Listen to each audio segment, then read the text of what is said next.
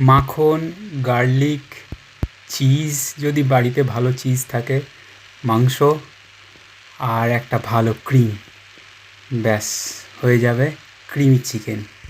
বাড়িতে পেঁয়াজ শেষ হয়ে যাওয়াতে এই রেসিপি। এই চিকেনের সিজনিং হয়ে গেল, আর আলু তো ম্যান্ডেটারি। আর আমি অল্প ময়দা বা চালের গুঁড়ো বা কর্নফ্লাওয়ার দিয়ে দিই, আজকে ময়দা দিলাম। ব্যাস আলু সেদ্ধ করতে দিয়ে দিয়েছি।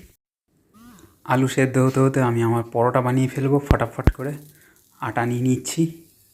আমি আবার পিওর আটার পরোটা বানালে একটু দই না দিলে কোনো দিনই নরম হয় না, আনলেস ময়দার বানাচ্ছি। চিকেন ভাজতে দিয়ে দিয়েছি অলরেডি। চিজ আমি একমাত্র তখনই দিই যখন বাড়িতে ভালো একটা চিজ থাকে, না হলে দিই না।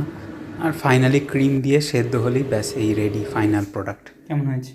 ভালো। ইয়োর ওপিনিয়ন ভালো। Is important to us. ভালো হয়েছে? আমার ক্রিমটা ভালো হয়েছে। ভালো লেগেছে? আজকে অন্যরকমভাবে করেছি।